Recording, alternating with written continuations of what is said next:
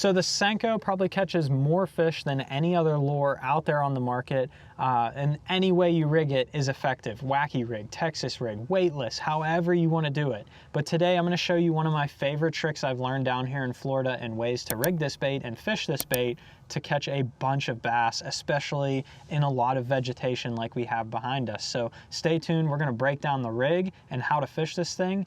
Hopefully you'll be catching some big bass and some vegetation. So the way I like to rig this thing up, and we're gonna go through all the hardware in just a second here, is a Texas rig, but I like to use a straight shank flipping hook and a heavier weight. We're gonna break down a little bit more here, but the reason that I like to do this is for a couple reasons. One, this comes through cover exceptionally well. So lily pads is a place that I really like to fish this technique. You can literally pull it through the lily pads, and most of the times it'll just come up and flop over and go right back down in the water, and you can keep fishing it. Usually I'm flipping this, so I'm gonna flip it in, hop it, and bring it back out, so I don't have to worry about it getting stuck in the lily pads anyway. But that hook point is buried. It's not gonna get hung up in the heaviest of cover, which is key. The other thing is, this extends the longevity of your bait in grass. So if you're fishing with an EWG hook in the same setup, what'll happen is that hook will keep getting depressed, snagged, it'll pull the bait down, it doesn't have the keeper, and it just won't work really well fishing through grass. But if this one, you have the keeper on it, and it will come through the grass really well and not get hung up as much, allowing you to keep the Senko on the hook a lot longer throughout the day and ultimately fish more places and have a less frustrating day getting hung up and having to re-rig. Now, when it comes to how you want to rig this thing and your rod and reel selection, the first thing we'll talk about rod and reel. I have this on a 7'6" heavy action rod, finesse fishing in Florida, if you say. That's really the lightest I'll go. I fish this in some heavy cover. It's gonna be something you really fish in heavy cover. If you have like a 7'3", you could probably do that as well. But you want something with a little bit of backbone too. You're gonna fish heavy cover and you need to get those fish out, especially in Florida here. But this will work in other parts of the country as well. If you have some lighter cover, but it's still grass, you can go with a little bit lighter rod. I have a Revo SX on here. This thing's ancient, but it's a 7:1 gear ratio. Very key to be able to get that bait in and out quickly, and also get the fish out quickly. If you get a bite, you need to yank that thing out and get it out of cover. I also put 65-pound braid, straight braid on here, especially fishing that heavier grass. You're gonna need that braid to yank those fish out, cut through that grass, and get them pulled out of there. I've still lost fish on this technique with this setup, just because they overpowered me. Like, I've lost 8+ pounders. You set the hook on them and you just can't stop them, and they bury you in that grass, and then you end up losing them. When it comes to the rig down here, I start with a bobber stop. I'll slide that up my line, and then I will have a 3/8 ounce weight, Texas rig weight on here. I use like a bullet or a flipping style weight, so it comes through the grass effectively. And then this is a 4/0 6" ox flipping hook. It's a extra heavy flipping hook. It has the keeper. And then for my bait, this is a bitter salty sling, I think it is. It's not a very good wacky rigging bait, but they're very durable. So it doesn't have a lot of salt content in it, but when you're adding a weight, you can get away with a less salt contented bait because it doesn't have the shimmy. This is just falling down quickly. So I use these ones. They're cheaper and durable. So I can just yank them through the weeds, and I chew through plastic sometimes doing this.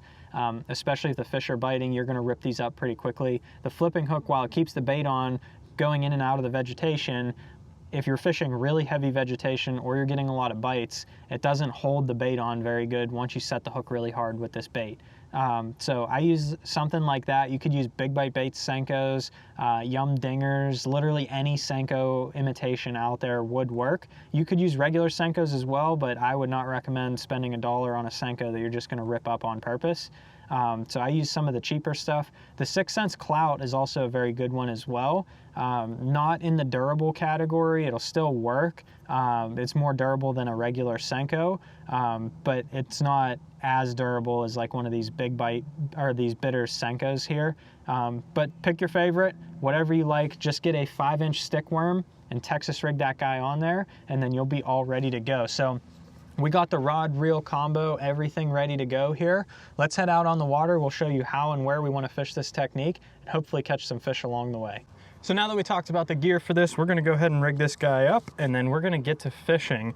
Prime area in front of us here for what we're trying to do with this bait. you can't get a wacky rig Senko through there, or a light Texas rig, or a weightless Texas rig. You're just, even if you hook a fish, you're just gonna break off. It's just impossible to fish that. So that is where this rig is going to come into play. We're gonna take our straight shank hook. We're gonna go right down the center of our worm. We're gonna come out the belly there. Biggest trick with using these straight shank hooks, don't spin your bait like you always do starting off. Leave it upside down, push it over the collar, and then spin it into place. And what happens is this barbed keeper will rip the channel on the top, but when you pull it back down into place, it's gonna hold tight right on there. It's not gonna be ripped already. And then I'm just gonna go ahead and line this up and Texas rig it as I usually would, and leave that hook buried in there. So now we're gonna peg it all together, and that's the setup. We're gonna go ahead and flip away on this cover. Perfect area. We're just gonna flip this into as many places as I can. We're sitting in about 5 foot of water, so I will be letting the bait kind of sink a little bit, whether I use the reel to just let it sink, or I'll give it some slack as it's going down. But we got some cattails that go around the bend here, tons and tons of cover to flip. This is actually where I caught the biggest bass I've ever caught in this lake. I caught a 12-pounder on the other side of the cattails here, so maybe she'll cooperate today, and we can catch her on a Senko. If not, we got another patch of cattails. It's a big island out in the middle here. I've caught a bunch of fish doing this technique over there as well. So we'll flip this thing around and see if we can get a bite and show you how this thing works and catch some fish on it. The biggest thing is that basically anywhere you would, if you want to fish a wacky rig and feel like you can't get it through there, you know, today's a perfect day for it. I mean, it is like bluebird skies. It's a couple days after a cold front. It is absolutely beaming down sunlight. So these fish are probably gonna get tucked as close to cover as they can. Like, that's the perfect cast that I just made right there. I dropped it right in between those lily pads and next to those cattails, and I'm just gonna slowly hop this thing in place and hope there's a fish sitting there just kind of hanging out until it gets a little bit better conditions for him to come out and feed. That's what I'm looking for. Places you're not gonna be able to get a Senko regularly, but areas where you still want to fish a Senko, or conditions where you still want to fish a Senko, this is the rig and technique to do that. And hopefully we're gonna catch a couple here, so let's get after it. Now, I'm using a 3/8 ounce weight today. That is not a necessity. You can use whatever size weight you want or what you need to get through the cover. If your cover's a little bit more sparse, but you still just need some heavier equipment to fish that Senko, you could go with a 3/4 or a 3/16 ounce weight, or something really light like that. The lightest weight you can get away with, the better. You just want that slow, natural fall. Right here, I need a little bit heavier weight to actually get this to the bottom, so I'm throwing that 3/8 ounce weight. You can go even heavier. If you really can't get through the cover, you gotta go with the weight you need to get through there. But this stuff, while it's still thick, it's kind of sparse, so I only need a 3/8 here, and it's getting through the cover just fine. So we'll fish away and see if we can get some. I'm also, to note, I am fishing the outer edge of this stuff right now. I'm thinking these fish are kind of pulled out in the sunlight. But I mean, I could drive my boat inside there and flip that stuff that's way back in there. It would be effective in that scenario as well. But for right now, we're just gonna pick off the outside edges and see if we can get any fish that are kind of just hanging out here.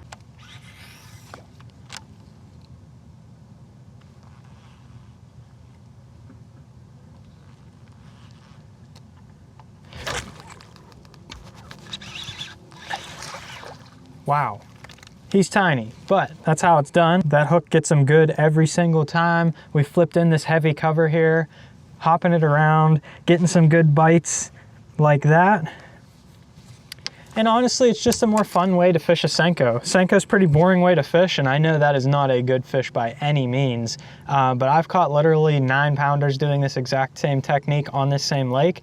We're gonna go ahead and let him go. So hopefully you enjoyed today's video. If you did, leave a like down below and make sure you hit that subscribe button so you don't miss any more of my fishing videos coming up. And if you'd like to see another Texas rig tips and tricks video, go ahead and check that one out right there, talking about more than just a Texas rigged Senko. Like I said, this is a way more exciting way to fish a Senko. Hard hook sets, big line, sometimes big fish, not that one, but can catch big fish doing it. So get out there, give that technique a try, and hopefully you'll be catching more fish on your local lake as well.